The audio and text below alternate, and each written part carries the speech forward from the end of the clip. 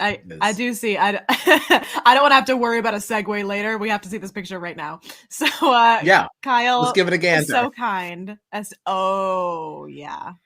Ryan, it's giving Effie trinket. Yeah, this is weird. I feel like if you just got rid of that silver, like if it was just the red, silvery like it would be fluff. Nice. Yeah. You know what this is giving to me? You know, on the challenge when they did the like anything but clothes party. I feel like she like made this out of just stuff in her apartment. Yeah, and actually that silvery nonsense looks like tinsel. Yeah, it's just like something she found somewhere, and she was like, "I can put a belt around that." Right, and she found some thin garland, and, like put it around.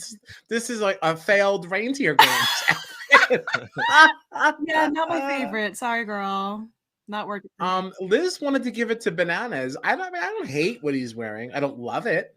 But like it's nothing to write home about. Sure, I don't hate it, but it is giving a little bit of like leprechaun vibes. Leprechaun. Okay, It is. It definitely is. Daddy CT is just mouth-watering delicious. I just love CT so much. I love him. He's just the best. And I gotta say, like, from my understanding, and maybe this is just like my fault for not going back and watching enough retroactive challenge seasons. Well, that's definitely a problem. Okay, I hadn't finished my sentence yet. Very shreddy for 7:13. Give me a break. What I was going to say is that the perception in my head that I have of CT from like the challenge episodes that I have seen him in and from like the discourse that I've heard people talk about him, I'm like, oh, he like pulls no punches. He's like, I in my head was like, oh, he's like a hard ass. He's a hard competitor. He's like, whatever. This episode, I laughed out loud like 15 times. He is a goofy little man. I was like, I did not know you were a silly goose. Why did nobody tell me this side of him? Because this side of him is a little newer. Like this isn't. I think this is as he's gotten older because he definitely wasn't so silly goosey. All right, I feel better about that then because I was like, how did I miss that he's just like a silly goofy little man? Yeah, no, he made a name for himself for like basically just like punching people in the face and being thrown out of the challenge. Right, like that's what he's known for. CT was, but now it's like, I think. Well, DM's death also kind of like softened him up. Definitely.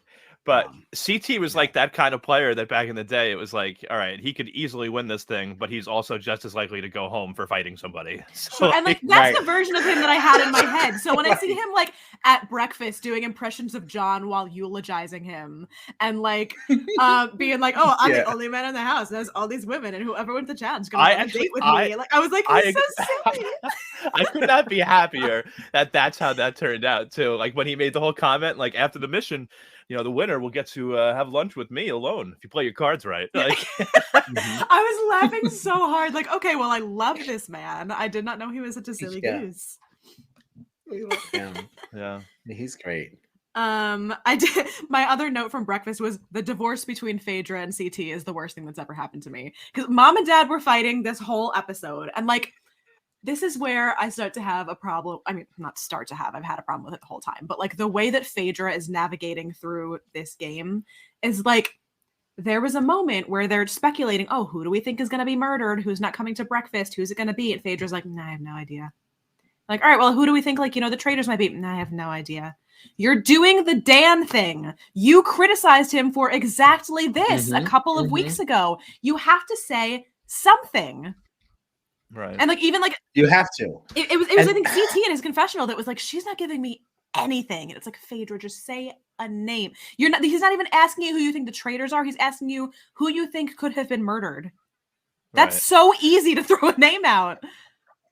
Right. And it's like what's even more painful about this for me is that people have been telling her, you gotta say something. You have to say something. And she's just not listening to it, just continuing to say nothing. Yeah. And it's like, come on, Phaedra. Everyone's telling you what they need from you to stop suspecting you. And you're not giving them not even an ounce. Like, oh, God. Yeah.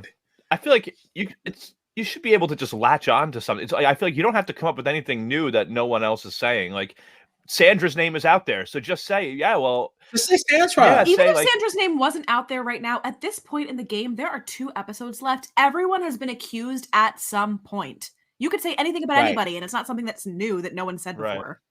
Right.